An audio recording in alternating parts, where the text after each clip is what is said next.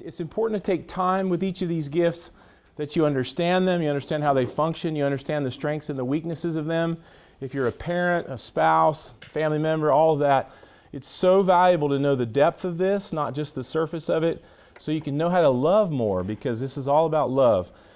These classes came in a series. We taught first on the purpose of agape, learning how to love like God loves with an unconditional love. Then we went to redemptive gifts, where we learned how love is expressed by all the different people in the world. There's 7 major ways.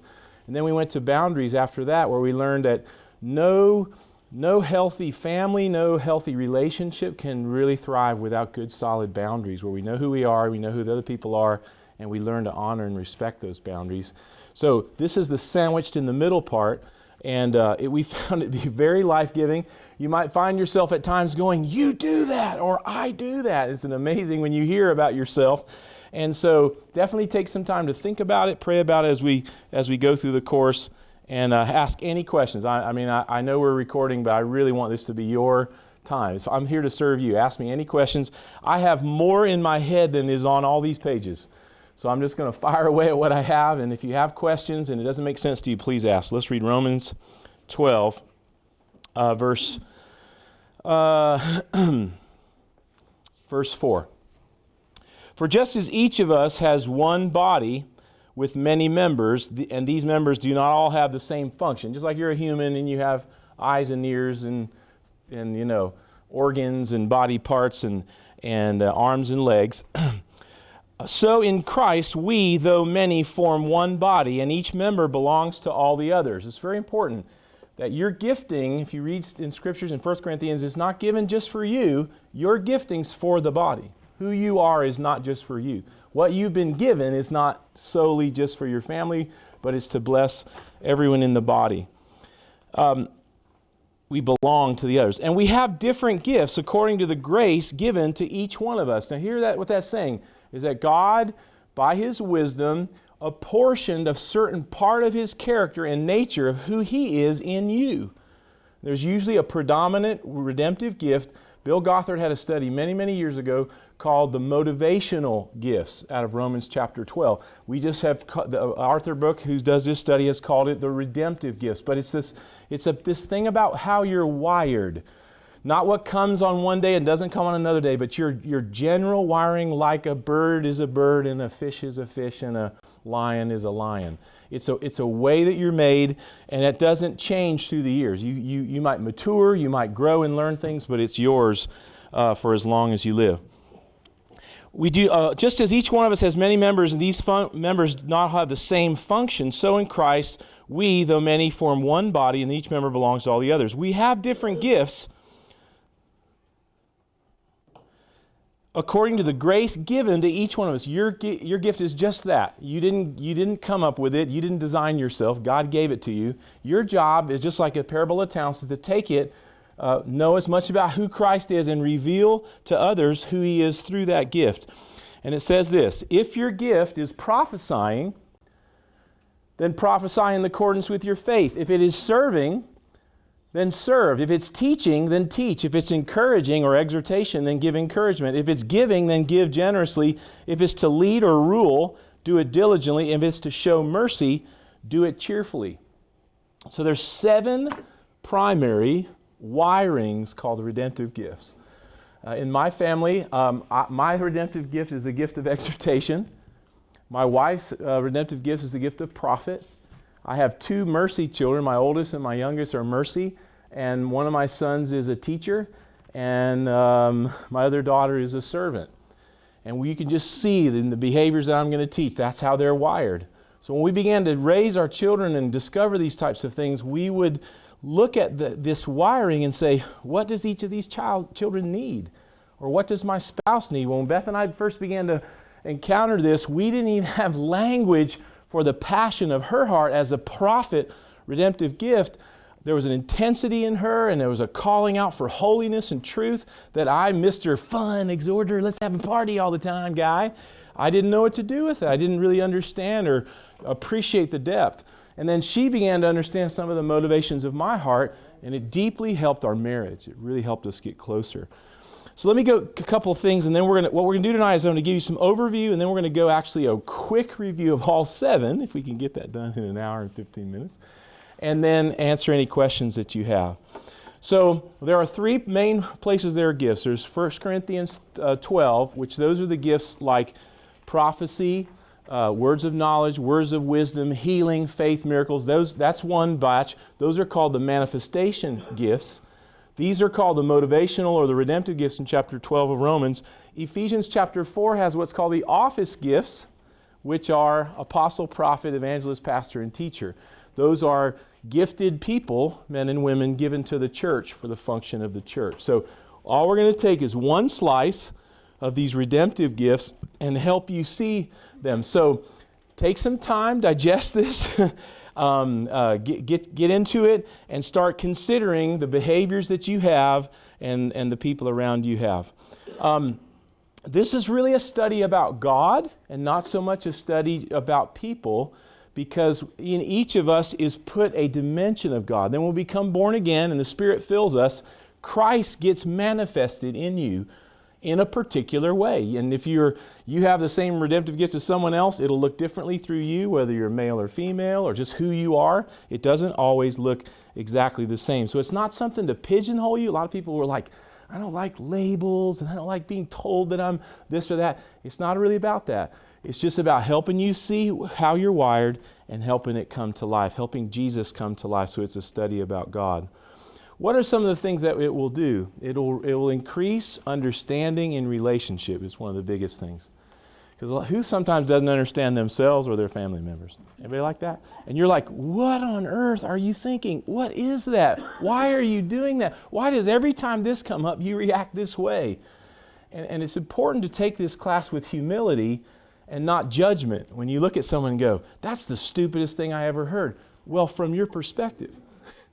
Because from somebody else's perspective, they might think, that's exactly how I think. A person with a redemptive gift like them will see it almost sometimes identically, and you won't. So a danger in this is to judge each other. The positive thing is to humbly learn to honor each other. Okay, can we all do that and agree not to like beat each other up with the redemptive gifts? Like everybody who's an exhorter is an idiot like me, and you're smart people. That's not helpful. Okay, so I found through teaching this, and there's not a week or day goes by that I don't think about this in some form or fashion. As a parent, as a discipler, as a leader developer, running a staff, all of those come into play. When I look at people, I see and sense that redemptive gift at play, and I try to respect that, learn about that, listen to them where they are in their maturity and their redemptive gift, and try to help them. I've found most people have a dominant gift of one of these 7. And then the rest of them, usually there might be a secondary gift. I sometimes will move in the ruler or the teacher sometimes, but my predominantly one is an exhortation gift. However, when you find you are tired, frustrated, or hungry, or pressured, you will really know your redemptive gift, because that's when your worst characteristics come out. And we can see that, and I'll show them to you in a little bit. So if you really want to identify someone and you see them frustrated, or you see them mad, or you see them, there's certain behaviors that'll come out. Every gift has godly, redemptive qualities that look like Christ, and every gift has carnal, fleshly aspects that are part of your broken nature. I'll show those to you throughout this class. In fact, looking at the negative and the carnal side was, for me personally, one of the most helpful, because I didn't understand the ways I was injuring my wife or hurting our relationship by behaviors that I would show. So this helps in parenting, marriage, helps as a leader. It helps in discipleship. It might help in your business. If you work with a particular person, you begin to understand their redemptive gift, you'll start to go, oh, I understand what they're really after. There's a different priority than I have. And it can cause teams to get a lot stronger. So here's what I want to do. I want to start, before I get into go to the one that looks like this. It's a redemptive gift grid. It looks like that right there. I hand it out between page 4 and 5. And let me cover the highlights of each of these 7. And as I go through it, I'm going to take, for the next several weeks, I'm going to be teaching on the depth of each one. Tonight I'm going to skim the surface very fast.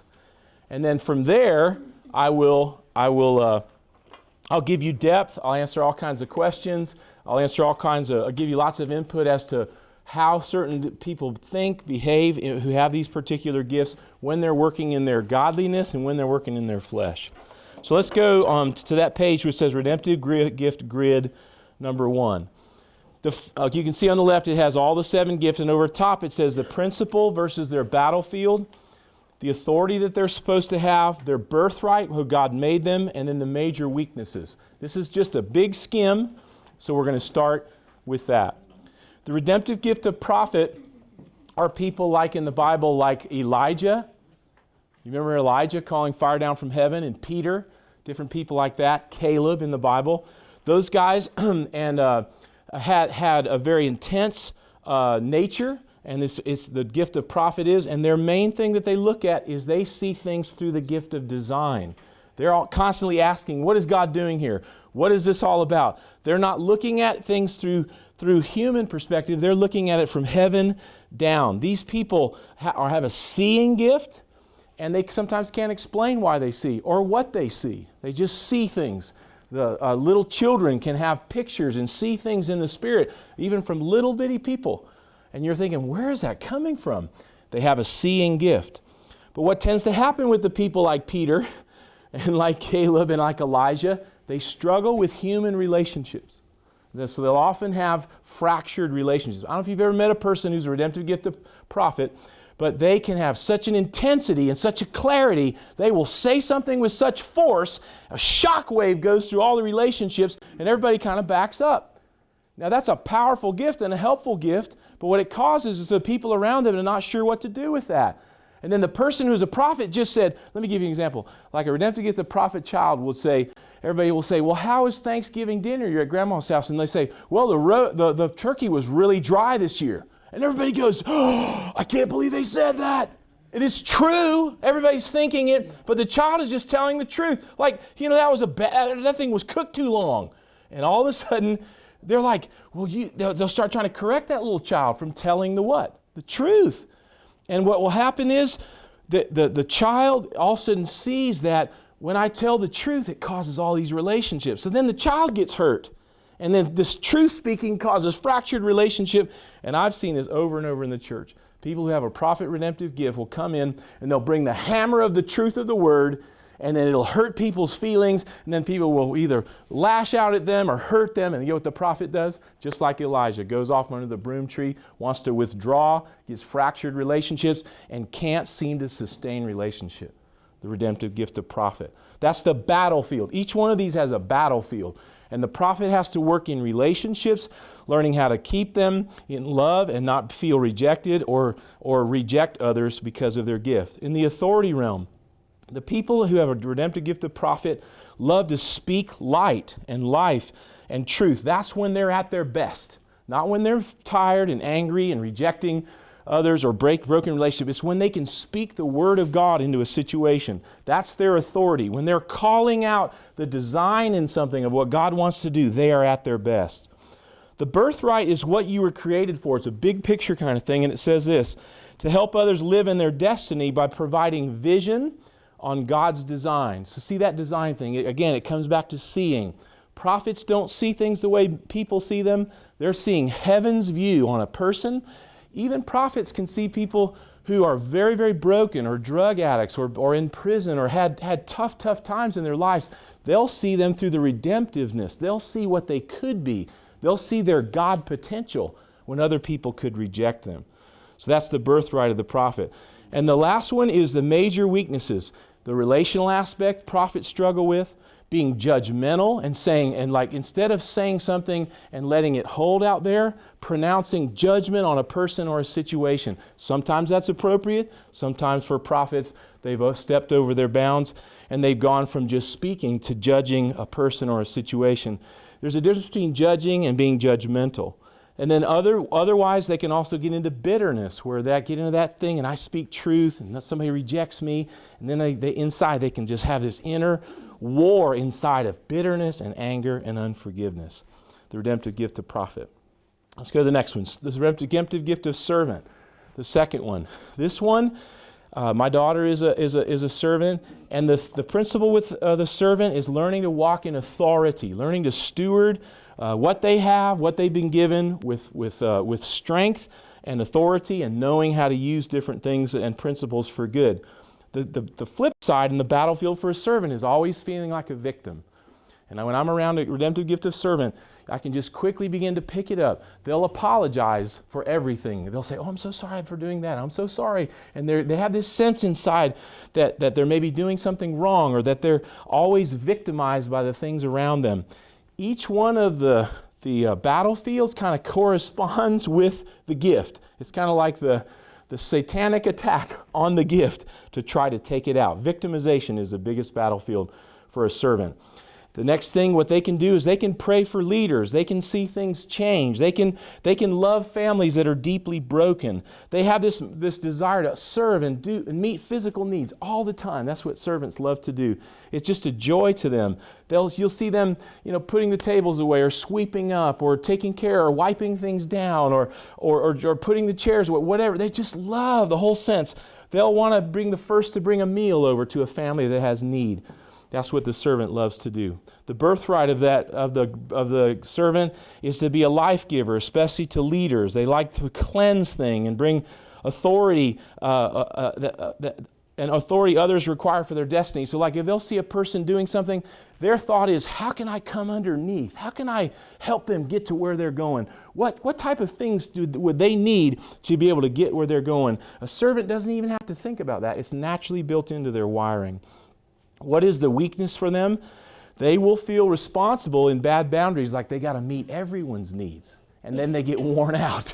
They feel like they're responsible for all the needs that are out there, and so they'll worry too much, or they'll enable others, and then they'll get burned out by trying to meet everyone's needs. Okay, I'm going to keep going through here, and I'll stop in a minute. The redemptive gift of teacher, the main principle is responsibility. And here's the danger for the teacher. The teacher loves to talk. The teacher loves to get things out there where people can understand it. The teacher loves truth. The teacher loves to study things like Greek and Hebrew, and can study all these amazing, intricate little facts and run it to the nth degree. They just love it. They could do that forever, all night, and the rest of us are going, I don't really care how many cells are in the eye of a newt. And they're like, no, it's really awesome. It's amazing. Do you know how many cells are in the eye of a newt? And I'm like, I don't really care. And they're like, no, it's amazing. Watch this. They just love facts, figures, things. They love to study it. The problem is with this teacher is they could be really, really responsible in this part of their life, and then hyper irresponsible in another part of their life. They always have to learn not to have selective responsibility. Like, for instance, sometimes a teacher will have all these ideas and all these things that they're teaching, but their office or their garage looks like a bomb went off in it. Okay, that can happen. Anyway, that's one of the things you might see. Terrible thing for teachers is procrastination, putting things off, everything being put off till later. What they're meant to do is bring the blessing as they bring forth fruit, and to teach things that can be passed down for generations. Teachers love to teach things that can be passed down through generations. They want to know deep truths. They want to know God experientially. When they're at their best, people get to know God when they're around teachers. What can they be? They can be passive sometimes, selective in their responsibility. They can sometimes depend too much on the things that they can touch, taste, and see versus walking in faith. Or they might hyper focus on doctrine and not focus on intimacy with Christ. That can be a weakness. So let me keep going, and then I'll take a breather in just a second. For the exhorter, it's sowing and reaping.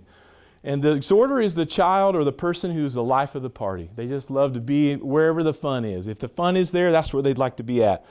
The flip side and the downside is that exhorters tend to walk in denial. There'll be problems in their lives. They'll be doing things in there that are falling apart, and they're constantly trying to ignore it or won't face into it, and won't be helpful because they won't face reality. Sowing and reaping is reality. The exhorter tends to move into denial. That's their battlefield. The exhorter gets relationships really easily. They get people. People is natural for the exhorter. Talking to people, understanding people's motives, relating to anyone. They're the person that can relate to anyone, anywhere, anytime, no matter their gender or their race or their culture.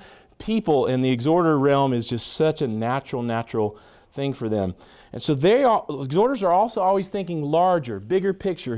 More people can we reach? Instead of just reaching a few people, they're always thinking bigger. What can they do poorly? They'll try to people please. And they'll look at people and they're, instead of looking at God, they're looking at people in order to get stuff done. I did that for years in my life and really suffered from it. They also can be poor at time management, where they'll try to do everything and then do everything very, very thin and do it poorly. One of the things I've had to struggle with my whole life is get control of my time. Because when I didn't have control of time, I was spread too thin, I didn't do anything well, and I had to change. Or they might compromise is another one. The giver is the person who gets money. Some people, who's ever met a person who just gets money? Money seems to come to them. If they had 10 rocks, they'd start a rock crushing business and make $50. You know, you don't see rocks as people as resources. A person with the gift of giving sees resources everywhere. They just get it. Stewardship comes naturally to them. When they have money, they're not thinking of spending it. They're thinking of saving it and investing it, how to make it grow. I mean, I've met people like this who are just tremendous when they see money. The problem for them is when they begin to think their money is theirs. People like Howard Hughes, people who have tremendous money, move into control and manipulation around their money. People like Abraham had a gift of giving, was more of a steward of things. So what they're meant to do is bring forth and protect and nurture new things. That's what givers do as their best. They love to create whole, life-giving generational blessings and help systems through holiness and intimacy with God, like basically the nation of Israel and the person of Jacob had the redemptive gift of giving, and basically the whole line of Israel came down through that one person's redemptive gift. Their problem is they can be very independent, they can be manipulative and controlling, and can tend to say one thing and do another. That's a weakness of the giver. The ruler is the person that loves to administrate things and loves to organize their whole world. And their principle is freedom, but their problem is they can just boss everybody in their world and tell everybody what to do. If everybody would just do what I say, and that would be the most helpful thing, y'all just shut up and do exactly what I say and the world will work better. It can be very tough for those around them, but the ruler has a God-given ability to administrate things and see how they're supposed to work themselves out. Freedom is what they're meant to do, but control and exploitation tends to be their negative. They're meant to create systems, and like I would think in Scripture of guys like Joseph, who knew how to steward all that food and was a big administrator in Pharaoh's court, was a redemptive gift of ruler, understood how to take big complex tasks and break them down. They can also be insensitive. They can push people too much and feel like there's pressure all the time to accomplish things, and sometimes they'll miss the people by trying to get the task done. And lastly, the redemptive gift of mercy. This is the person who feels the feelings of the people in the room. If someone starts telling them that their dog died and they start crying, what happens to a redemptive gift of mercy? They start crying and they can't control it. And you're like, why are you crying? I don't know, I'm just crying. I can feel. They physically can feel the pain of other people in the room. Sometimes a mercy, though, can get so much into their feelings, they miss reality. And all their world is based on their feelings and how they're feeling and what they're feeling and what they're feeling. And then they end up just in this loop of feeling and emotion, and they never get on a singular track to build anything. They're ruled by their emotions. What they're meant to do is worship and be in intimacy with God, like King David was a mercy and wrote all those psalms. But their feelings can't rule them. Release holiness of God into their environment, come into the presence of God and worship God in all of their life. Worship is something natural for a redemptive gift of mercy. But they can also justify impurity, justify sex outside of marriage or drugs or any kind of breaking the law because they really love God, or I really love you, so that makes it okay for me to break God's moral law. Very easy for the mercy to do a lot of justifying because it's something that they feel. So they could mix the holy and the unholy, or even enable others to protect from pain. Now look at this thing right here, and I'm going to stop in just a second. Look at this one right here now for a second. So Proverbs 9 verse 1 says this: wisdom has hewn out her 7 pillars. And this is what I believe you can find in the redemptive gifts. that in each of these 7 gifts are parts of God's nature. I taught a sermon series on this in the fall. And each of them has a principle at the bottom: design, authority, responsibility, sowing and reaping, stewardship, freedom, and fulfillment. Those principles are just truth. They're just how the world works, how we are supposed to do. At the top of the pillar is the key things that each of those need to do to accomplish fulfilling their birthright. One is being a rebuilder for the prophet. For the servant, it's being in dominion and not being a victim all the time. For the teacher, it's having his healthy family thriving and not just studying knowledge and information, but his family thriving. Exhorter has to embrace pain and not just have fun all the time. The giver has to walk by faith and not control. The ruler has to be a life giver and not just a task doer. And a mercy has to try to please God first and not man. So as I've broken that out, as I've kind of given you all the pieces, let's see if we can now try to go to page 6. And I'm going to give you a kind of an overview of the whole thing. And I'm just kind of giving you introductory things so you can understand. I'm going to now in page 6 kind of break down how to interpret all of this. How to make sense of it all. When I go through these, you're going to see family members in different ways. You're going to see carnal behaviors in yourself or your family that you may not like. But let's try to see the Christ in people and not just the negative. So this is how this thing works. I guess we go back to page 5 and we'll start there. Page 5. So let's go to Romans 1. Romans 1, 19 through 20. Let's read 18. The wrath of God is being revealed from heaven against all godlessness and wickedness of people who suppress the truth by their wickedness. Since what may be known about God is plain to them, because God has made it plain to them. For since the creation of the world, God's invisible qualities, His eternal power and divine nature, have been clearly seen, being understood from what has been made, so that people are without excuse. So your gifting is not good or bad. It's not, you can't say, well, I'm this, and this is better than that. All these are equal. All of these have righteous manifestations and unrighteous manifestations. They are parts of God's creation, like all the different trees that are out there, or plants, or animals. They're just in there. They're out in the world. The challenge in the church, I think, at least what I've discovered when I started teaching this, is most of us don't know who we are. Do you agree with that? Most of us really don't understand our wiring. We don't understand the patterns that are why our relationships continue to struggle. We don't understand why one person will repeatedly do one thing and never come out of it. This is the whole idea of this teaching. It's for you to grow. It's for you to understand more who you are, why you are, and this is all revealed in people. I have found this true in every nation I've ever been in. These 7 are all there, no matter what the language they speak or where they go in the earth. So look at the picture of the car. Picture your gift as one of these, just one. Picture your children as having just one. God set it up that He didn't make all of us have the same thing. You have a piece, and I have a piece.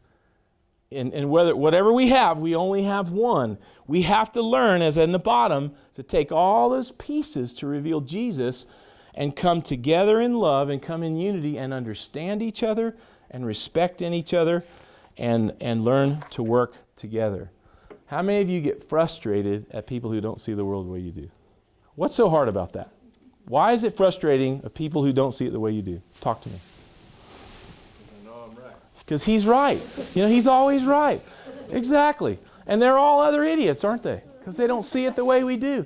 What else? What are some other things about why people are frustrating? Just go ahead and get mad. You can get mad. Just tell me. Why are people frustrating to you? Go ahead and tell me. And don't lie to me, because they are frustrating. You can't.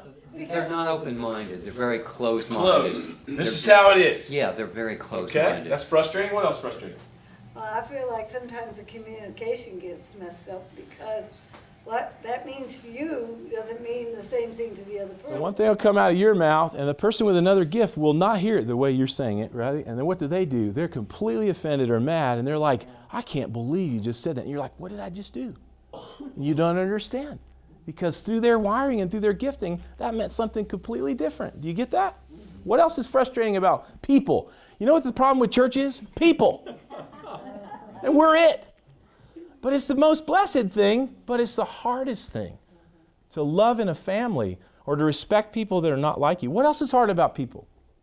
Sometimes they don't think, they speak before they think about what they're saying. So they'll say something, and then what? What does that do to people around them?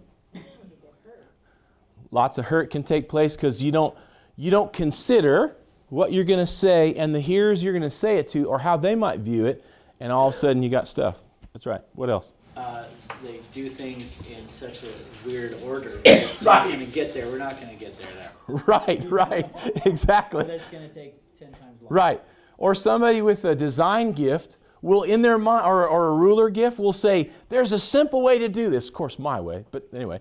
But 1, 2, 3, 4, 5. And those of us who are non-sequential like me, I don't have a plan. I don't even know what I'm doing. What are you doing, Tom? I have no idea. But we're going to have fun on the way there. Who wants to have fun? Let's have a party. And the redemptive gift people who want to go down to the beach like me, let's go to the beach. I'm like, let's go to the beach. And the people who are more rulers are like, I'm not going to the beach. I don't have all my trunks. My swim trunks are a little frayed. I need to make that stitching just right. What will be the budget of going to the beach? How long will it take to go to the beach? Who's going? I'm not going with Joe. I hate Joe. I'm not going with Joe. And I was all, and they're going, and all of us are analyzing. Who knows what I'm talking about? And you're trying to go on a vacation with your family. You're wanting one thing, and your wife wants something completely else. The kids want something completely different because you're all wired different. We have to get this. What else? What else is hard? With the closed-mindedness, if you can't get through to them, they're just going to keep going around in the same circle and never break out or get anywhere. Closed-mindedness and then seeing your gift as the only way to see it is ultimately arrogance. And then the ability to get outside yourself and say, what is she feeling? What are they sensing? One of the hardest things for me to understand, because I was raised in a family of 4 boys, is to understand teenage girls. I just didn't get that. I was like, what are they thinking? And sometimes my daughters would go, just let me talk to mom. You don't get it. And then I'm like, I don't. But in another way, they had different redemptive gifts too. And I didn't understand what they were feeling. So you take gender, you take age, you take the generations we came in, how we were parented, the church traditions we came. Does it sound like it could be a mess? Man, we need the love of God. Bad. But the point is, if we take this teaching and slow down and understand each other, harmony will come. It doesn't mean there won't be issues that come up, but we'll start to really love each other. That's the whole purpose of this, is to love one another. Yes? Sometimes we speak out of our wounding, out of our hurt from the past. Mm-hmm. And later we might not mean it the way it came out, but we could be so hurt that it just leaches out. It's true. And so that can certainly happen. I'll say these things can affect your redemptive gift. The parent that you had, if you had a parent who was a ruler and you were, say, a mercy and was more of an artistic, and the ruler was a driven, action-oriented, get things structured person, you may have felt completely out of place in that home, or you may have picked up some ruler traits and you picked up some of those things, but your root wiring is not a ruler. Your parent will affect you. Your birth order, who knows about that? If you were first, second, third, or the baby, you'll have a different kind of impact on how you are. Even parts of the country. Do you know that nations and cities have redemptive gift? Did you realize that? America has a redemptive gift of prophet. England has a redemptive gift of ruling. Scotland has a redemptive gift of prophet. And so you can get into all these different aspects, and all of that affects. Everywhere you go, all of this is affecting who you are. So let's go on to page 6, and then I'll open it up to some questions in just a minute. John 8:32 says what? Does anybody know what that scripture says? Jesus said, and then you will know the truth, and what? And the truth will make you free. Let me just tell a little biographically. So sometimes I'm loud. Okay, does everybody know that? Sometimes I'm a little passionate about things, and I'm not even sure why. My heart just starts burning for something, and I can't turn it off. I've been in leadership settings all my life. And there'd be times when I would get something in my heart, and I'd just be so passionate, I just had to tell somebody. Redemptive gift of exhortation. I'm just telling everybody what I see or what I feel or what I think. For a longest time, that would sometimes be helpful, and then sometimes in leadership settings, people would really, really get frustrated with me when I would get passionate and I'd want to, change the world with that. I was even in a situation in one church where a person said, I was just pouring my heart out for a particular issue I was passionate about, and they just said, why do you always do that? And I was like, do what? Why is it always, it has to be so intense and emotional, and why do you always want to change the world? Why can't we just do what's right in front of us on this budget? And I was like, I don't know. I don't understand. I can't really figure it out. And I go home and I'm like, I'm broke. Who's ever felt like they were broke and not right? Oh, don't lie to me. Put your hand up. Everybody in the room. Like, I'm wrong. I don't know what I am. Maybe if I was more like him, then I'd be better. You ever felt that? It's because we've not found the truth of who we are. When I got a hold of this teaching, and then that same team got a hold of this teaching, that same couple came back to me with tears in their eyes. They said, we did not understand. You're being who you're wired to be. And of course, I started bawling. Yes, I can't explain it.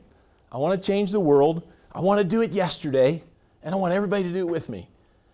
It's a part of the wiring. It's not necessarily something I just try to work up on a particular day. It's part of who I am. So when I began to get into the truth of my gift, it helped me settle. That's what I'm trying to say. Help me be who I am.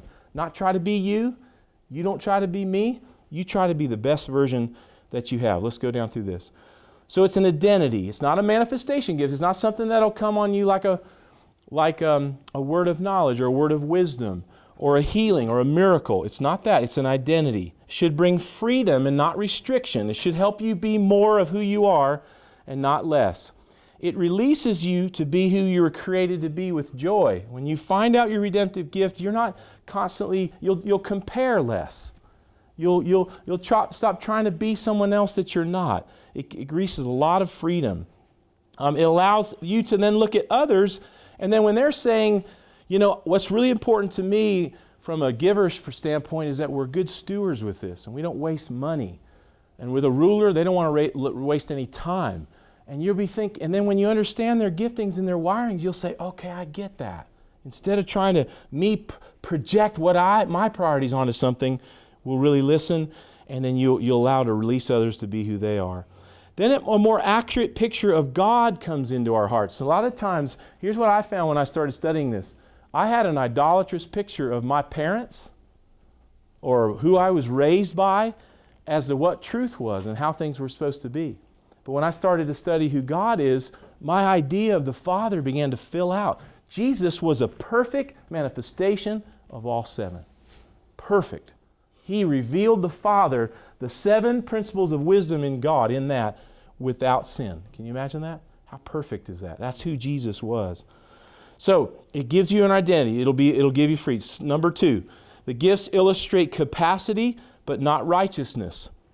It says in Romans 12, 1 through 4, don't think of yourself more highly than you ought to think. Because you have a redemptive gift makes you no better than anyone else, no worse. It's just capacity. Each of you have capacity. Some of you are going to press into your redemptive gift and really learn it, learn how to flow in it, and learn how to walk in it and help your children do that. Some of you are going to thoroughly blow this out and think it's no good and not spend any time on it. It doesn't really matter. You're going to get what you sow.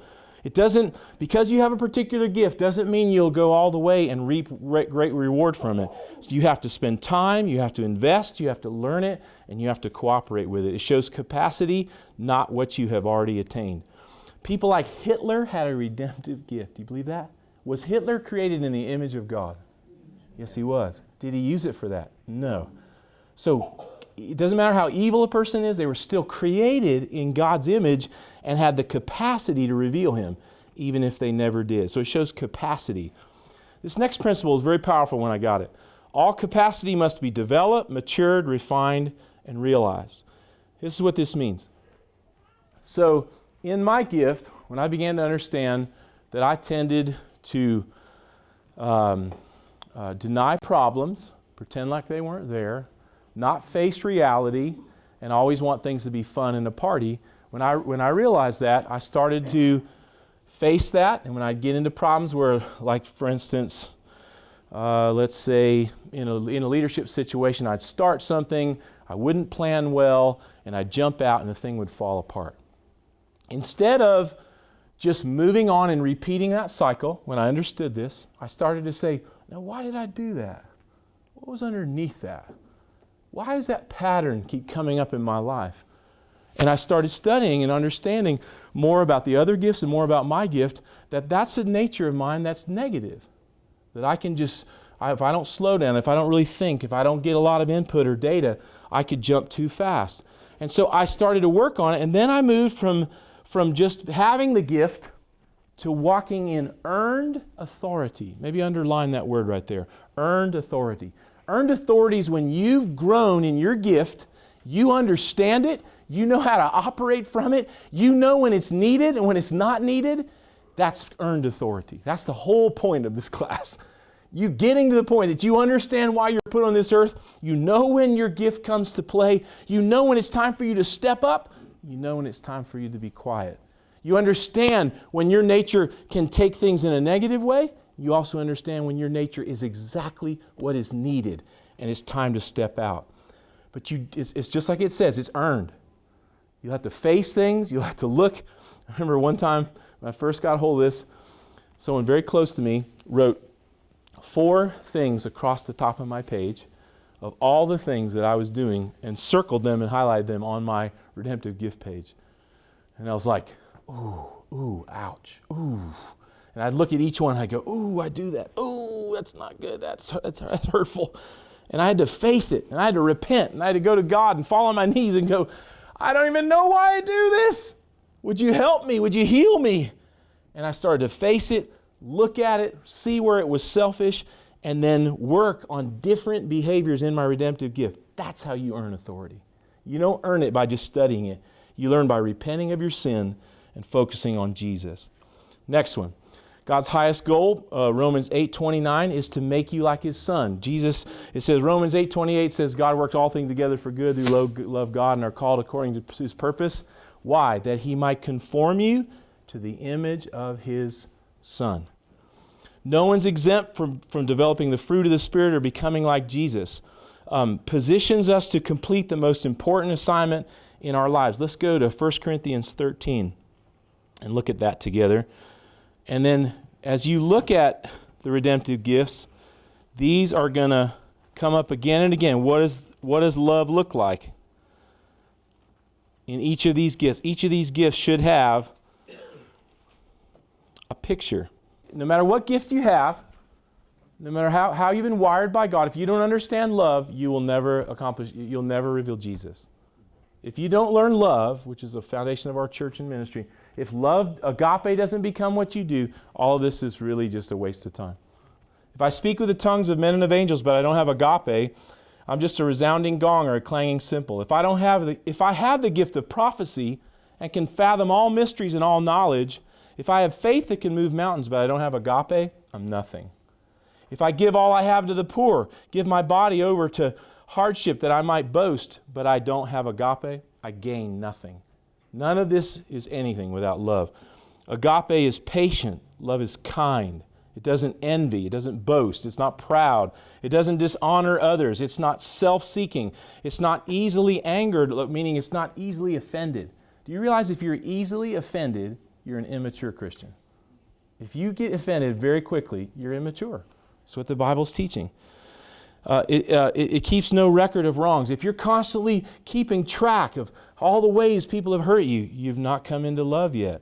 You have to get beyond that. Love doesn't delight in evil, but rejoices in the truth. It always protects. It always trusts. It always hopes. It always perseveres. Love never fails. So no matter what you have here, as I go through these and you start to understand them, and I've got enough time to make a quick sweep of them all. As you understand that, realize your lifetime is a sanctification journey. Because I teach it to you right now and you understand it. To the day you die, you're going to be being perfected. Do you get that? To the day you die, you're going to be being changed and becoming more like Jesus. So earn that authority, look more like Him. All right, let's go to Matthew chapter 7 now. Can someone read that aloud for me? Matthew 7, 3 through 5. And why behold beholdest thou the mote that is in thy brother's eye, but considerest not the beam that's in your own eye? Or how will thou say to thy brother, let me pull out the mote from thine eye, and behold, the beam is in your own eye? Thou hypocrite, first cast out the beam of your own eye, and then shalt thou see clearly to cast out the mote that's in your brother's eye. So let's talk about those King James. Let's talk about in more modern the speck in the beam. How spiritual is it to see sin in someone else's life? How hard and spiritually mature is to see something really negative in someone? Does that take a great amount of giftedness? Just about everybody can do it. The harder thing is to focus on the area, not agape, but eros, in your life. This teaching, above all, is to help you face sin in your life. Please hear that. The places where you are not representing Jesus. The place where you react in selfish, immature ways. And we all have them. I have them, you have them, and everyone does. So the key to that parable is don't go around like trying to find somebody's sin. That is not helpful. What's helpful according to this principle? What is your job according to this parable? Find your own sin. Look in the mirror. Take some time to understand why people are hurt. Every time someone's hurt around you, and I do it too, ask ourselves, what's going on? Are my ways like Jesus? Are my ways loving? Are there places in my redemptive gift? If you're training children up, when they have a particular redemptive gift, they'll just see the world the way they see it. Our job as parents is to try to understand and say, yeah, but you don't understand. That's how you see it. There are other people that see it completely different. And to mature children up into adults, I'm still in process of my last one. It takes time, energy, teaching, instruction to explain to them the wider world, because we don't grow up understanding everybody else. So focus on your own beam and not the specks on other people. When we focus on the particles and the little nitpicky things wrong in our spouse or others, it will take your relationships and break them down. That's not the goal. It's to find, it's to build up other people, not tear them down. Every redemptive gift doesn't think or feel the same way that you do. Shocking. We don't all see it the way you do. In your mind, you're going, there's only one way to do this. It's my way. And everybody else is going, no, there's not. There's 6 other ways to look at it. You can't assume. People's gifts vary depending, I said this by birth order. There's also high test, mid-grade, and unleaded in some cases. Some people are just high-octane prophets, high-octane rulers. Others are more gentle and not so intense. Ephesians 4, the goal of this teaching is to inspire you to possess the birthright, I said in that first class, to complete your course, to do what you were called to do, for your children to do what they were called to do. If we came to a car accident and there were 7 different redemptive gifts there, let's go through each one and how they would view it. So there's a car accident, there's people bleeding, there's people dying, and you walk up to it. You know what the prophet's going to say? Oh my God, are they saved? We got to get in there and we got to find out what's really going on. They might die in eternity. They're seeing it from heaven's perspective, and they're just seeing it so clearly spiritually what's happening. They are seeing what God might be doing, the souls of the people, the epicness of the situation. They're seeing it from God's perspective. What's the servant going to do? They're going to want to get a towel and wipe up the blood.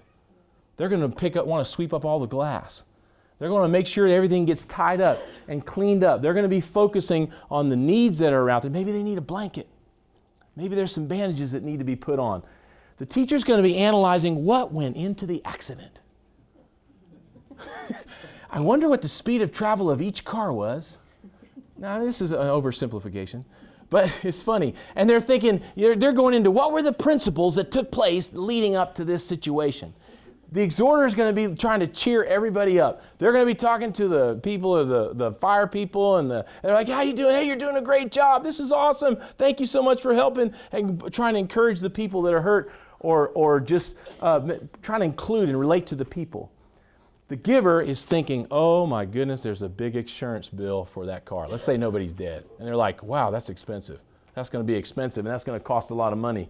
The ruler's trying to tell everybody what to do. Hey, you go do this over here. You can do this over here. They're thinking of what's needed and how to divide all the resources. And the mercy is going, feeling the pain of the people in the situation. They're literally feeling what people are feeling all across the situation. Now, I've done this at weddings, what the different people at Redemptive Gifts are feeling at weddings, what they're feeling when you're at Thanksgiving dinner. Who's had a blow up at a Thanksgiving dinner or a Christmas dinner and it's really been really ugly? You know what's often happening? People of different perspectives are in a room and they're just being themselves, and they haven't learned to work on some of these things, and those issues come to the surface and they've not learned how to deal with them or walk with them or help each other, and it can be just yucky, yucky, yucky. All right, questions before I go into the gifts about the different wirings? I think we just need to go right in them and dive in. Do you have any questions so far about what we've talked about? I've just skimmed the surface. Yes, go. Do it. Go.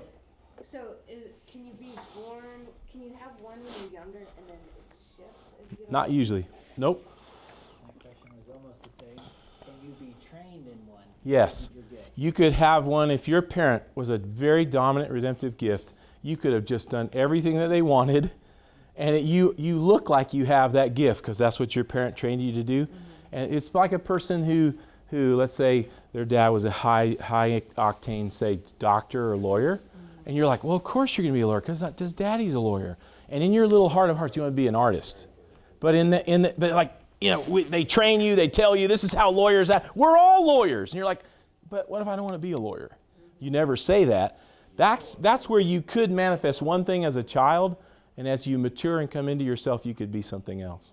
That's how that can happen. Questions on anything, on wiring, on how people are wired, or what you see in people? Can you have more than one gift? You definitely can. And I think you can have one dominant one and usually one secondary one. But usually when you're tired and you're frustrated, one of these will come out. Unfortunately, that's sometimes when it's most clear. One of your natures will come out, and you can really see that you generally have one.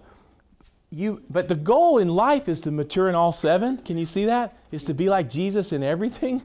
But you generally came into life with one. And that's the way I've discovered it. It doesn't mean you couldn't have a secondary one that's kind of strong, but you usually have one wiring. Other questions? What else has come to your mind as we've talked about this? I think it's going to take some work to get other perspectives because it's so easy to just see things from your own. It really, really is. This is going to take work. It's not something that happens easily, but it's freeing when you get a hold of it, of who you are. It's very freeing, but it's not something that's simple. Any other questions? Listen to a couple testimonies. Go ahead. Yeah, go. There tend to be specific clashes between pairs of them. Absolutely. Without the prophet teacher, one is intense. The teacher redemptive gift, it was the redemptive gift of Jerusalem. And the prophets were constantly coming in Scripture against Jerusalem because Jerusalem would get into religious patterns and into principles, and they would reject holiness. So I could go a million directions, but the prophet would tend to see clearly and would come to the teacher and go, "What are you doing? You're in your religious deadness. This is not what this is about." And then the teacher would see that camel's hair and eating locusts and honey and the wild, and they're like, "You're just an idiot. Go back out in the woods and eat more bugs." And then they would reject the legitimacy of what the prophet is really saying, like, you guys are off. And this tends to happen a lot. A lot of times even ruler and mercy, where one person's thinking about efficiency and how to get things done, and the mercy's saying, how's everybody feeling about this? And they're going, this is totally two different priorities. And yeah, they'll clash, they'll hit each other. And if you're married, it can get really intense. Because you have two different wirings and perspectives from God on one issue. There's a ton around that one. Let me give you a couple of these. When I was in Bible school 8 years ago, I took a class on the gifts, and at that time I felt that everything in the kingdom of God needs to understand this important teaching. This advanced teaching has blessed me so much. I've had many opportunities to speak into the lives of people, especially those who are a servant or a mercy gift, encouraging them to come into a fuller understanding of their call.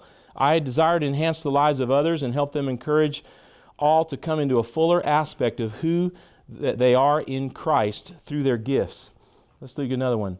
Discovery of the redemptive gifts has changed my life. When I found out I was not a teacher but an exhorter, an important puzzle piece fell into place.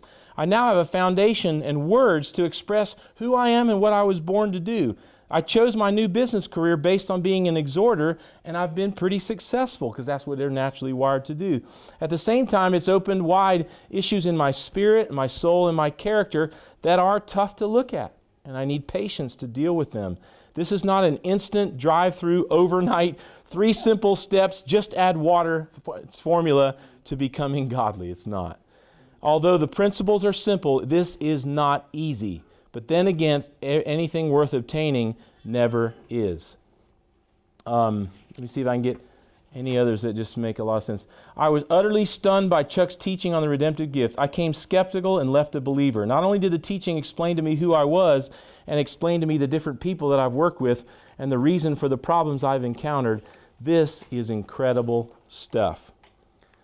So, let's dive fast. I'm going to go through some of these characteristics. Turn to page, which one it is, and let's just quickly go through some of these very fast. 7, I'm going to go like super fast, but you're going to start to see people in your life as I read these. You're going to start understanding a little bit more about them, and next week I'll go into more depth. So the redemptive gift of prophet. These people tend to see things black and white. There's no gray in their minds. They see things this way or that way. They're not gray people. Can be very much intense and committed to what's right and not what's wrong. For them, having something 99% pure is not good enough. They want it pure and right, and there's an intensity and a passion to purity that is inside of them. They're very verbally expressive. They're not afraid to share their opinion.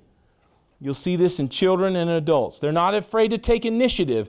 They're not afraid to call something out and say, that's wrong. That's not right. And some people will take people like that and they'll go, you're being mean. Is that true? No, they're being themselves. And prophets are traditionally rejected and sent away and beat up until they run away from the church and they run away from relationship. We can't do that. They tend to process things very fast in their minds. They have an opinion on everything. The color of your shirt, what you're doing, why we're doing it this way. The prophet will always ask, why are we doing it this way? And I'm like, I don't know. We're just doing it. Well, is this the right way? I don't really know. But they're not asking that negatively. They're asking the design questions about things. They judge things, and they judge them quickly, sometimes in godly ways, sometimes not in godly ways. Prophets don't have any fear. Picture Elijah on Mount Carmel, redemptive gift of prophet. Is he up there going, I wonder how everyone's going to feel when I call down fire from heaven? Is that what he's doing? He's going, no, this is impure. This is wrong. I don't care. I'm calling down fire. And if I die here right now, that's going to be okay.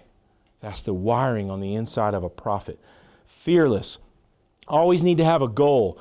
They can't tolerate people who are in denial or hypocrisy. You ever met anybody like that? They're like, I can't get a deal with this. And you're like, what's wrong? You're like, that dude right there, he's the biggest phony in the whole wide world. I'm thinking, I'm Mr. Nice Guy. I'm like, well, why wouldn't you say that about Johnny? And it's like, I just know it. They're like a snake in the grass. I'm married to a prophet. She'll pick out stuff quickly that I don't even see. And so I've had to learn, they're not trying to be negative. Do you understand that? When you have a gift of seeing and you just see something that's wrong, you just see something that's wrong. Mm-hmm. And if you have a child like that, they're just going to call it out. They're going to say, that's stupid, that's not good, that's not helpful. They like to have options. They don't like to be boxed in. They're visionary people, so they're constantly looking ahead of where things are going. They tend to be independent and competitive. they're very transparent. A prophet will tell you all kinds of things about themselves. They don't hide. They're very comfortable, sharing who they are, and sometimes will even share more, maybe even than would be appropriate to the situation. But a full disclosure, don't have a problem letting other people know who they are. They don't, like I said, hypocrisy and denial. They'll tend to be very hard on you and very hard on themselves. So when someone sins and does something wrong, they'll be hard on you, but they'll be even maybe harder on themselves when they're a prophet. Because that whole black and white thing, that whole thing of motives, it just causes them to, like Elijah did, run off under the broom tree and even get under. They'll feel things on a 10, put it that way. Everything's on a 10. It's passionate at a high level. They can't feel anything on a 2. It's just how they're made. They're full of passion for what they feel. And so that intensity sometimes will cause other people around them to go like, why are you always so intense? And they can't explain it. That's how God made them. They're not just, quiet, gentle, soft people. It's not who they are. This is one key. They have to make sense out of every situation. They'll spend all night long trying to figure out what happened. What just happened? What was that? What was this input? Why did that happen? What's going on over here? Why did they say that? What is God doing here? What was that sign I just went by? Why did that comment go by? And they're like, I don't know. Can we just have another cup of coffee? And then they're like, no, you can't do that to a prophet. You have to sit with them and let them process. You can't just move on. They're not wired to move on. You have to honor them, and that's what makes me so stupid most of the time. They have a passion for things to be done right and not wrong. And you'll think, for the rest of us, like, well, 80% is good, right? A prophet doesn't feel that way. It needs to be 100%. It needs to be good. It needs to be right. It needs to honor God. So they don't want things to be done halfway. They have that range of emotions. Again, I said they tend to see things from God's perspective and not from man. Prophets generally are okay with very, very broken people. They can deal with broken people sometimes better than religious people. They're like, I can handle broken people because I get that. But when you get around religious people, prophets are like, this is too religious for me. There's too much positioning. There's too much acting certain ways or hypocrisy. But they can be very drawn to broken people and have a very easy time with people whose lives are a mess. Prophets also understand the relationship between pain and growth naturally. I don't get that as a exhorter. I had to learn that. But a prophet understands that we're never going to get to that place unless we go through the pain of the lesson of this that we're going in right here. So like if you're in a business meeting and you got a prophet in the room and there's tension and things are hard, everybody else will kind of want to move on because it's uncomfortable. You know what the prophet will do? They'll slam their hand on the table and they'll go, we need to deal with this right now. You ever met anybody like that? And everybody's like, and the mercies in the service are freaking out and they're like, this is too intense. You know what the prophet's thinking though? If we don't deal with this, it's going to come back around. If we don't focus on this, it's going to bite us in the future. They tend to know what's going on now and how it will be as it goes out. What are the weaknesses of the prophet? They tend to be judgmental. They tend to be unforgiving to themselves or others, and they tend to be non-relational and build up bitterness over time, and then it breaks them off of other people. Okay, I'm going to go through all 7. Who thinks they know a prophet? Raise your hand. What do you think about prophets? You love them? Yeah. Do you? Why do you love them? Man, they just go.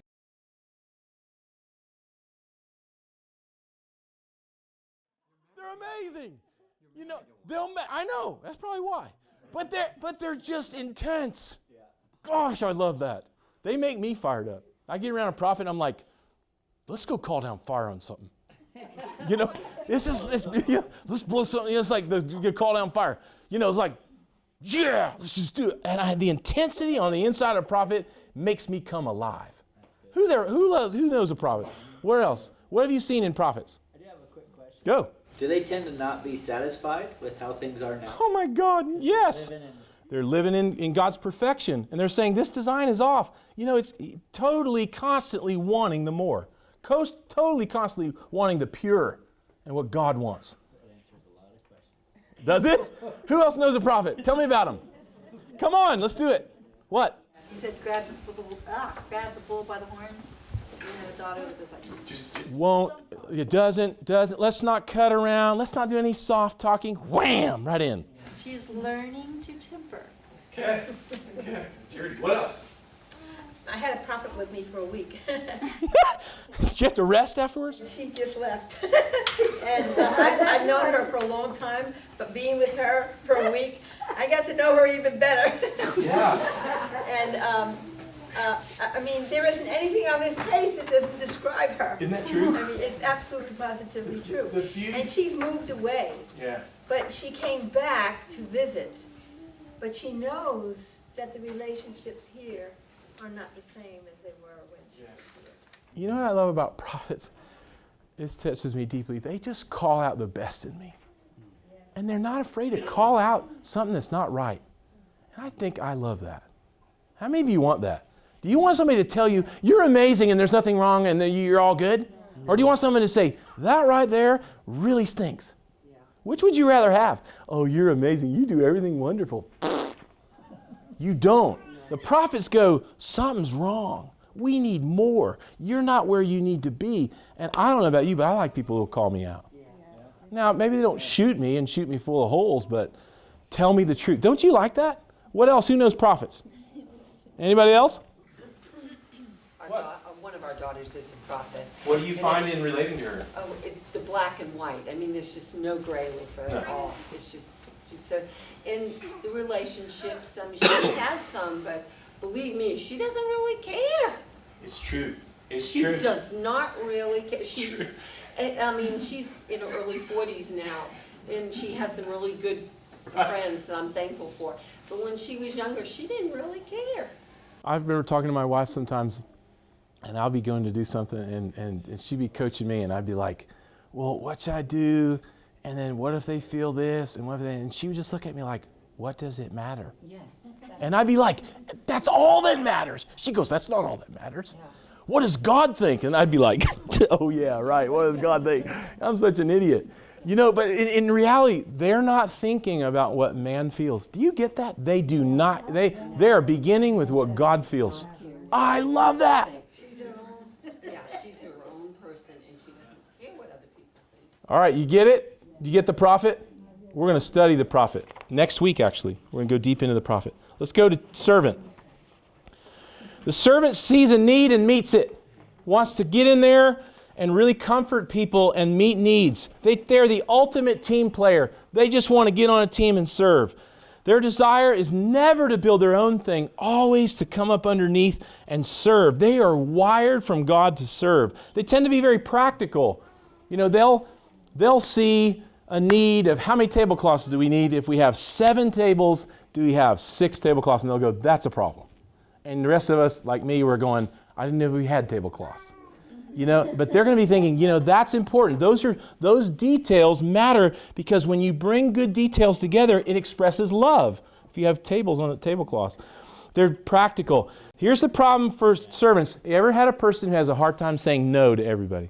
They'll just say yes. You want to do that? Yes, I'll do that. Hey, can you come over here and do that? Yeah, I'll do that. And until they grow and learn, the servant's running around serving everybody and kind of resenting it inside, like, well, why does everybody make me do all this? And we're looking at them going, nobody makes you do that. You do that to yourself. But that inside, an immature servant loves to serve to the point, won't set boundaries, and they'll wear themselves out. No one hates servants, in my opinion. I think they're just the most nicest people in the world. They just love them. They're nice. Now, they may exploit them, but they don't have any enemies. They're just so stinking nice. They're just good people. You know, you're like, they look on the surface like they don't have any faults. They're nice people. They're good people at their core. They tend to see the best in other people. Where others might see the worst, they are always thinking the best of others. Very loyal. Servants are loyal people who stick with someone or something, even maybe if they're not doing good. They get really hurt if someone in their family or close to them get hurt. And this becomes a boundary issue. If you hurt my friend, you've hurt me. That's how a servant feels about it. Others would be like, I don't really care. But a servant's like, no, that's personal. That's my friend. Loyalty is huge for them. They don't get easily angered. unless like one of their friends gets it. Here's an incredible thing about servants. They're very sentimental with stuff. And they're like, what's that feather? Well, that's the feather I had in the 3rd grade that I picked up on the playground when I fell in love with my BFF Susie, and we have been friends ever since. And that I need. And you're like, you don't need that. Like, oh, I need that. As a servant, they're so pure-hearted. You ever met anybody like that? You're like, why do you need that feather? I'm like, I don't even know what I had for lunch yesterday. And they're like, no, that feather from 1947 on May the 11th. That was a good feather. And you're like, okay, but that's an important thing. Don't disrespect that, because a servant's heart's so pure, and it doesn't mean they don't have sin, but they treasure things. And that's a good thing, even though I wouldn't necessarily understand it. They're hard workers, they're reliable, you can trust them with jobs, although they can burn out when they do too much. Here's the problem with it, they become enablers. Servants become people pleasers, and then somebody will do something wrong, and they won't call them out. And stuff will start to happen bad, and they'll be like, you should really say something about that. Oh, but I wouldn't want to hurt their feelings. And it's a different wiring than the prophet or others. They can attract dishonor. I've even seen this. Redemptive gift of servants in a family system can be the one that everyone in the family picks on. You ever seen that? One child, one person, always seems to get dumped on. Why? Because the servant never speaks up. The prophet would go, if you do that one more time, I'm going to knock your head off. And they're clear. The servant would just kind of take it, and because they don't stand up for themselves, sometimes other family members will abuse them, take advantage of them, and dishonor. They kind of attract dishonor. They can be competitive. Their motives generally are pure. What I found with servants is there's not evil intention in a servant's heart. They may do things like enabling or worry or don't confront, but their motives are never usually evil or destructive for the most part. Can be in a sinful situation. The Queen Esther was a redemptive gift of servant. She was in a dark system but was able to stand up against it. They can be exploited easily, and the biggest indication you'll find of victim mentality. They'll just sit back and go, well, I can't do anything because everybody's being mean to me, or all this is just happening to me, and they just stay. That's the battlefield. They just stay in this victim mentality, don't ever break out of it. They can also have real problems with self-worth. Like they always feel less than. They don't feel like they measure up to other people. So enabling are some of the weaknesses, self-worth. Who knows a servant? Anybody ever met a servant? You know a few like that? So the servant, you want to always build up and encourage. You want to help them with boundaries. We'll get into the depth of that.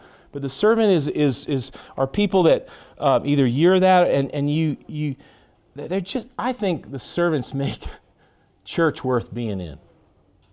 They're just kind and good, and they see the good in others, and they call out the best in me. I think servants are beautiful. Let's talk about teacher for a second. The redemptive gift of teacher. The teacher loves truth. The teacher loves principles more than anything. And they're trying to understand in their heads why things work the way they do. So who's ever seen a kid who loves to tear apart a machine and figure out why it works? Okay? You know what that's a teacher trying to say, hey, what makes this thing go? I want to understand the principles under this thing. I don't want to just run it. I want to know why. The teacher's always asking why. The teacher loves details. The teacher loves to take a situation and see it from 57 angles, and will love every angle. Oh, look at that. If you thought of it this way, if you look at it over there like that. Hey, wait a minute, if you turn it like that, it's looking like that. And they're fascinated by truth and by learning and how processes work. A teacher tends to be emotionally safe in the sense that they're not judgmental, maybe more like the prophet would be, but they can also be enablers as well. They love family, they love tradition. They love using stories. They love studying Greek and Hebrew. They're just natural communicators of truth. When they start to talk about truth, it kind of just oozes out of them almost effortlessly. They love the process. All of the angles or topics around a situation, and have a lot of patience for that. They don't get tired of discussing principles around a particular truth. Another way you can always see a teacher is their dry sense of humor. You ever seen somebody who's just deadpan, dry humor? A lot of times that's a teacher. And they just have these funny ways. My son is one. And sometimes we'll be just driving down the highway with the kids when he was little. And he would just drop this one-liner. And we're like, that's hilarious. We'd all start busting out. He wasn't trying to. It was just a natural part of who he was. Tend to not want to confront, though. They can also move into preserving the way things have always been and not pursuing into new things. They love to feed their mind sometimes more than their spirit so they can get heady in knowledge. Sometimes teachers will love degrees and being Dr. So-and-so or having they're constantly pursuing knowledge. In a negative sense, sometimes they can trust in their degrees and trust in their academia, and that becomes their identity instead of intimacy with Jesus. Responsibility is sometimes difficult for them. They might know the principle, and because they know it, they think they have it, and they don't. They're not walking in it. That's a hypocrisy sometimes on teachers. Because I can say it to you and explain it to you, doesn't necessarily mean it's in my life. No, it is not. Teachers can sometimes have difficulty with emotion, where other people like mercies and exhorters get emotion very easily. A teacher, well, sometimes you'll go to a person, this is the strong, silent type in movies, and you'll say, how are you feeling? And they'll look like, Spock. That's illogical. I don't know what that means. What do you mean am I feeling? And there's some people who are like that. I don't really know what I'm feeling. I've never really thought about that, but I can tell you the principle behind it. And emotions can be hard sometimes for certain teachers, and it's because so they makes them want to press more into knowledge instead of talking about how they're feeling. What can be weaknesses for them? Passivity, and enabling others or procrastinating. You ever seen a child or a person that procrastinates and just puts stuff off and puts stuff off? That can be a teacher.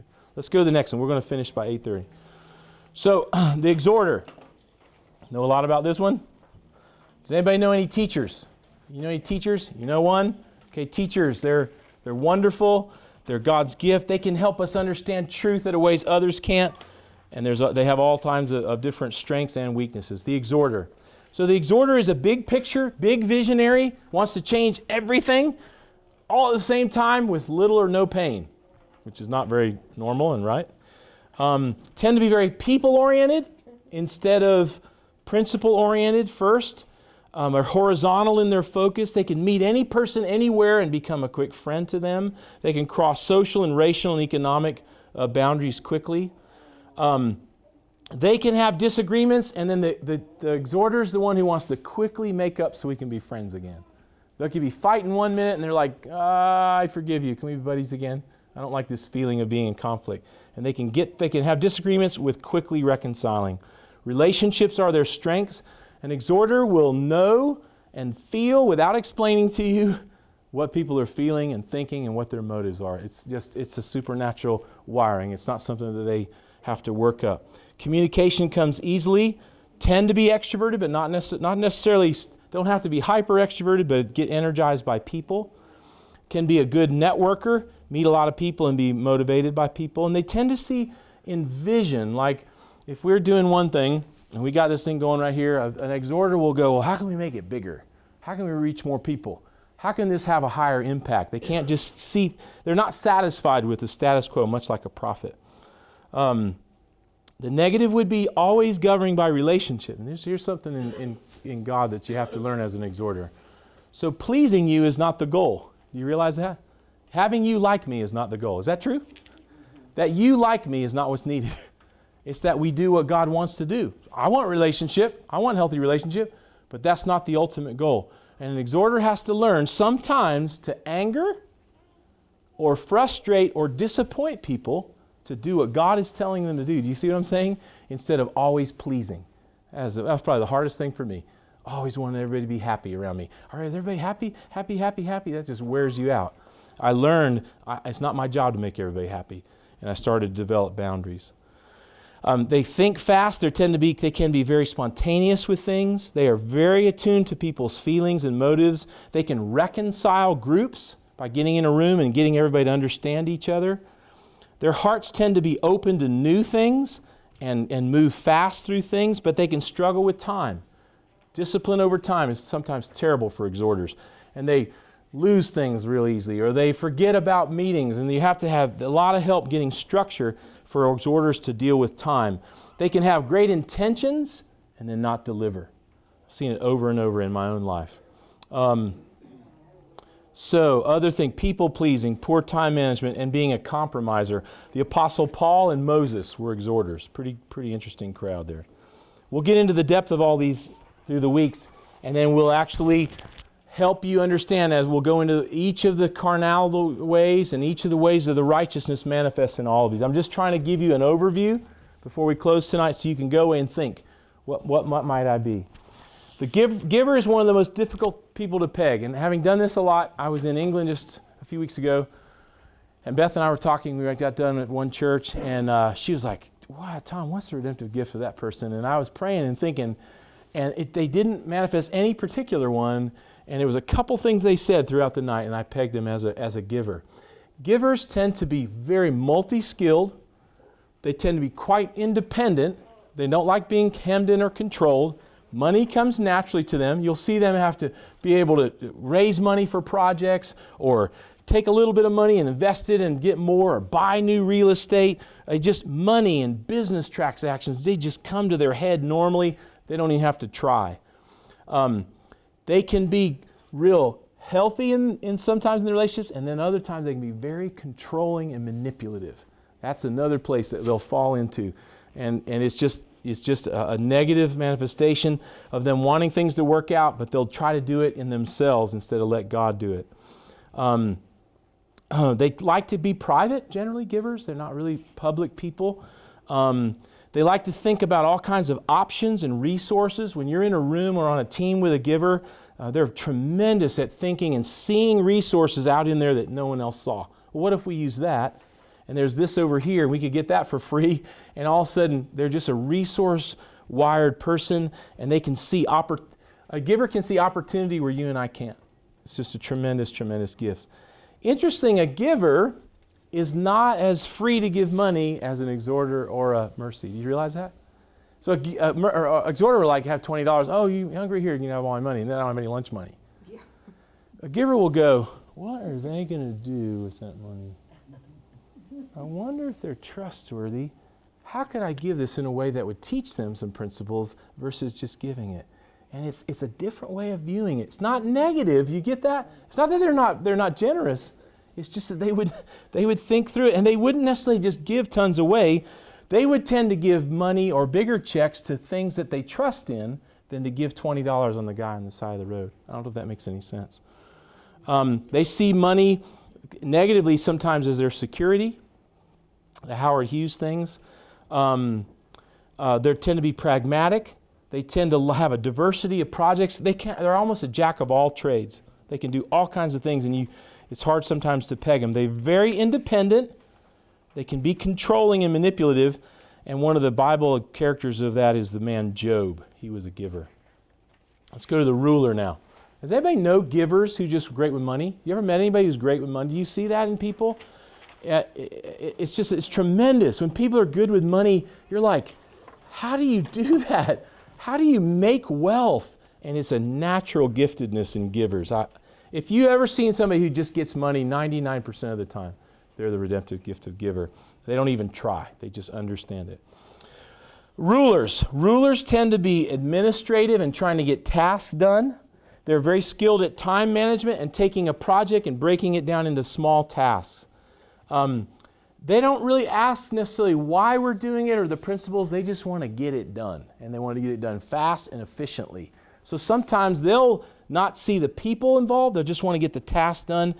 Rulers sometimes, when they're bosses on a job site, can feel like they're, Pharaoh whipping the whip. Like, get going. What's wrong? Let's do it. We're wasting time.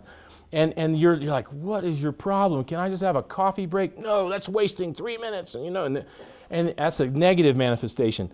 But they're wired to get things done efficiently and not waste. That's how they're empire builders. They're people like Nehemiah that want to build a wall, was a ruler. They can see if we were going to all be here and do something, they'd like assign you this task and you this task. And they could see a big project and break it down into small parts naturally. I don't have that gift.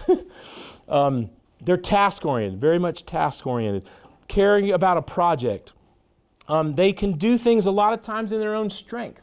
They won't rely on God. That's a negative aspect of it. They'll always want to do it their own way and in their own strength. That's a generalization, but that can be a problem for them. They can be insensitive. So like if a person's going along and they're tired and they want to stop and they want to quit working on the project, they'll be like, what's wrong with you? Like, I need a break. Why do you need a break? How long is your break? Wow. Okay, you can take a break for the next 16 seconds. I mean, that's kind of how they come across, but it's really so much, they're not trying to be mean, they just are stewards of time. Sometimes they can see the end justifying the means. We'll get this done. There's a lot of dead bodies and angry people and burned out, broken people, but boy, we got the project done. Doesn't that feel great? And everybody's going, no, this does not feel great. I don't ever want to do anything with you ever again. But they're like, yeah, but we got it done. Aren't you happy? No, I'm not happy. You know, I got broken bones and like 4 people stepped on me. And it's like, yeah, but we got the project done, and you just don't get it. Nehemiah and Joseph. Last one is mercy. I'm going to stop in a minute, and then we'll ask any questions. The mercy is John who laid on Jesus' breast. It's the one who feels. They get along with everyone. They want to displease no one. Most people love mercies. You can't not love them, but sometimes they can turn, because of their wiring, into people who are perpetually wounded, perpetually hurt by things. They're hurt by people's attitudes. They're hurt by their feelings. They're hurt by their own issues. And there's such a need, because they're wired for intimacy, that the world almost sometimes through mercy doesn't feel safe. You ever met anybody like that? It just doesn't feel safe. It's like, why in the world? Yet they have to learn strength in the midst of a sinful world. They're drawn to wounded people. They don't reject people very much. They love and accept everyone. They can also be very touchy-feely, very huggy, very physically affectionate. Can be often very easy way to spot someone. The biggest way to spot a mercy is they just cry when someone cries. That is such an indicator. Who ever seen that before? You're like, why are you crying? Because they're crying. Why? I don't know, but I feel what they're feeling. That's supernatural. That's a God-given gift, to be able to know what someone's feeling. You know what the greatest manifestation of that is? To know what God is feeling. To know what is in His heart. That's the greatest redemption of a gift of mercy. They can see and they can understand how God is feeling about something. And when they can learn to communicate that, they'll open up the world. A redemptive gift of mercy. It's tremendous. Their soul tends to be sometimes their biggest problem, which is their what? Their mind, their will, and their emotions. When they're in their spirit realm, things are really good. When a mercy goes into their soulish realm, and their emotions can kind of swamp their boat, and all they feel is their feelings, and it's like they can't even move on, and they need help. They need help to sort out. Boundaries are great for servants, all of them, but the servants, exhorters, and mercies really helpful to learn boundaries. Because what will happen is a mercy will feel what you're feeling and then take ownership that, well, I must have caused how you're feeling. Or or you must have caused how I'm feeling. And they'll get all kinds of codependency can get wrapped up in there, and they don't know how to be separate. They do not like to confront. They don't make decisions necessarily based on logic. They make it based on their emotions and their motivations and their values, not on logic, but how they feel or see a certain situation. They want to protect people from pain. So a person's in pain, mercy's going, oh, I wish they wouldn't hurt, or I wish I could prevent them from hurting. That's a natural mercy feeling. You know why? Because a mercy is a feeler, and they get how much pain hurts. It registers to them, and they don't want anyone else to experience that. People pleaser, we talked about. Enabler. This is. I'll tell you a quick story. So there's this one sweet lady I was working with, and she's just sweet. You ever met somebody who's just sweet? They're just sweet. You're just so sweet. And I talked to her, and she was stuck. She couldn't move on. And I was like, you're just so sweet. What is going on? And she would just, I don't know. And she would get on the surface of things. And then I made this one comment, and it was like a flicker. I don't know if it's an exhorter thing or what. And I saw this trace of anger go across her soul, like run across her soul. And I was like, holy cow. And I said, I just felt the Lord ask me, give me a question. Who really, really hurt you? Guess what happens? Buckets of tears. Blah. And then this is what happens. And I will never forgive them for what they did. You get that? Mercy, wired to forgive. But you know what Satan does? He takes every one of the strengths and he wounds it in its place of strength. And she had bitterness and unforgiveness because of how much pain that person she felt caused them. And it's like, so you can have a person who's merciful and they appear so sweet on the surface and they're holding deep-seated anger and unforgiveness towards someone that they won't let go. It doesn't make sense, does it? Why would a mercy do that? But every one of the gifts has a strength and a corresponding weakness in the same area of their strength. Does that make any sense? You can have mercy on your nature and then bitterness and unforgiveness down underneath. They can be stubborn, but they're not stubborn in a mean way. They're stubborn in a sweet way, like a sweet tea, southern, oh, bless your heart way. And I'm not doing anything. Oh, yeah, no, and they're not moving. They're stubborn. They're stubborn like a mule. But they're on the surface. They're, that's nice. Yeah. No, I'm not doing that.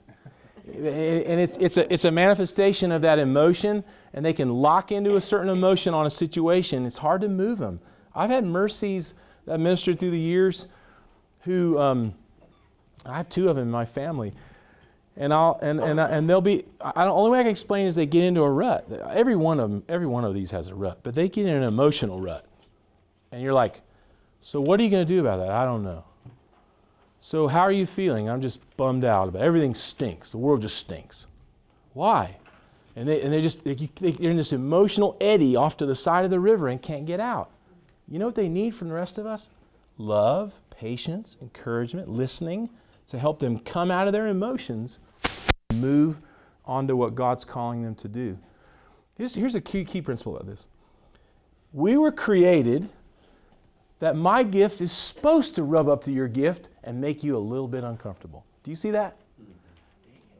Dang it, right? Well, you know what? Every time somebody gets up under your skin, you feel that rock in your shoe by that person, guess what God is doing? Trying to help you. Who has a high frustration level with someone on the earth right now? Raise your hand. Come on, don't lie to me. High frustration. None of you do? You are so spiritual. Wow. Well, I'm in the wrong church. You're either a bunch of liars or we're not being. Who really has frustration with a human being? Raise your hand. Oh, good. I'm back in human. I came back to earth. You know what, God? What is God? Talk to me. What's God doing with that? He wants to change you. Do you see that? He's going. I think God sends irritating people to us to just go, and you're going, I got to see them again. And now they're sitting next to me. And now, you know what happens to me on airplanes? The people that frustrate me tend to sit right in the seat next to me. You know, I'm going to be quiet. I've just been on all this stuff. I'll just be myself. And they're like, how are you doing? What are you doing? I'm like, I just want to go to sleep. You know what God's doing? He's trying to change me. He wants us to mature. He wants us to mature. He wants us to get out of our little selfish little thingies. Be open. Be willing to see that your way is not the only way. Humble yourself. All of these have a righteous, godly manifestation, and all of them have a carnal, awful, sinful, yucky manifestation, and they're not simple. There's a great book. It's this book. I got these. You help me find them. I forget where you can you order them online, Elaine? Okay, but this book called Elaine and Kevin showed it to me. It's called Design for Fulfillment. If you ever want to order one and get online, this will explain. I study this like in discipling people so much so I can understand who they are. It's called Design for Fulfillment by Charles R. Whale. Tremendous. So I have sprinted. I'm not going to do any more teaching. What questions come to mind about your children, people, situations regarding giftedness? Well, a person would come to mind, but be like 2 or 3 things did not apply to them. Okay? But most of them did. Right. Is that the Yeah. way it is? Well, and it has to do with kind of like how you were raised. You might have been raised by a person that had a different gift, and they just work that carnality out of you. Like, be on time, let's say, for someone who's not, or don't procrastinate. So it's never going to be 100%. The thing you're looking for is the trend, and you're looking for the way that you manifest a carnal, selfish nature. So, and trying to improve off of that, but also trying to find the godly nature of what you're created to show. So that, yes, it's never 100%, and you're going to show all kinds of things. What other questions, as we went through that, came to mind? I just wondered, why is Adam listed as an example of mercy? That's a great. Because he had mercy on Eve, and he didn't want to. Well, I think mercy, this is what I think. I'll give you my answer. I believe mercy is the culmination of all the 7 gifts. It's when it all comes together. When all of life in the mercy is able to understand and feel and describe life as it was meant to be in a mercy heart. And I believe God made man with that initial wiring in Adam. Was he merciful? What did he do? He enabled his wife, right? Do you see that? He didn't stand up for truth. And he was able to be manipulated in some ways by Satan because of that tender mercy gift. So I do believe that. And what did, he was both John was a mercy and Adam was too. The first Adam and Jesus was the last Adam. So mercy for me tends to be almost the culmination of the gifts, and I think that God originated in the garden. That's be my only explanation I could give. Yeah. Is there a correlation between intercessors and the mercy gift? Yes. I do feel Yes. what God has shown them. I've seen intercessors who have different ones, but this one a lot of times will come here. Worship people will often be down here in the mercy realm, sometimes in the teacher realm or exhorter realm, but a lot of times worship leaders will be mercies. But yeah, intercessors, prayer, but I've also seen some powerful prayer people that were prophets, or servants. Servants who tend to, all of them will pray differently. The servant's going to have the list. They're going to do everything, and they're going to care for every single need that's out there, and it's so well cared for, because the servant's not going to see it the way the others do. What questions do you have? Who thinks they might know what they are? What do you think you are? Mercy. Who do you think you are? I think I'm of 3. Oh, you're 3. Prophet, exhorter, and mercy. Those are Prophet, the 3. exhorter, which one's strongest? Probably prophet. Probably prophet. And then mercy. I don't know. Okay. That's an interesting combination, because those are really different. Those are really different. Those are almost antitheses on the other ends of the spectrum. Who else knows who they think it might be? Nobody? I think servant mercy. You think servant mercy? Servant being number What would yours be? Servant and mercy. Servant and mercy. Does anybody know they're a prophet? You know that? Pretty clear? All right. Okay. So as we close, yeah, go ahead. One more question. Yeah. With the mercy person, you talked about how when they're in that unforgiving place, how they need sort of to be shown mercy, like Yes. to be shown that care. need to be shown mercy. Is that kind of a overarching thing with a lot of these, that in their brokenness, they need the thing that is like a teacher needs to be taught when they're in their carnality, or a ruler, you see what I'm saying? Is that, are you going to teach that later? Totally, not too. In some ways, it can sometimes be the opposite of the gift is what they need to mature. Yeah, the mercy needs mercy, but the mercy also needs truth, clear black and white truth. So sometimes they might need that which they're wired in, but I think they learn best sometimes from things that's totally opposite of their gifting. I don't know if that makes any sense. Like an exhorter Exhorter won't get sowing and reaping, and a giver was born to get sowing and reaping. They understand resources and how everything's sowing and reaping. And so sometimes you'll get, or God will have you marry someone or get up close to someone that just so compliments you, or you'll have a business partner or a friend, and it's not necessarily the same thing that you are that gives you maturity. It's the opposite thing that you are, as like iron sharpens iron.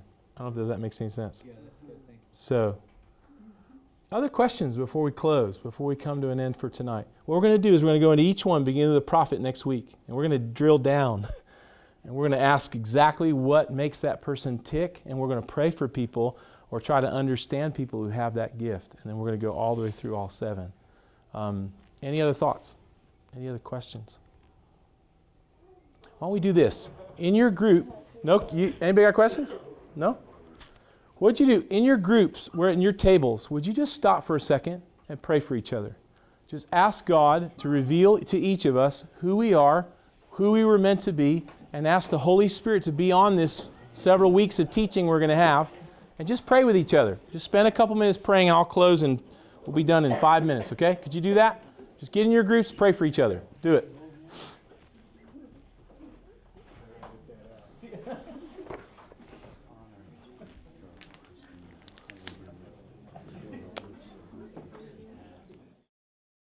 Father, I just pray that we would each come into the freedom and the fullness of who we were meant to be, not what we wish we were or someone else wants us to be, but really who you made us, so that Jesus could be revealed, and there would be tremendous love and appreciation and honor in our church, and in these families, in the workplaces.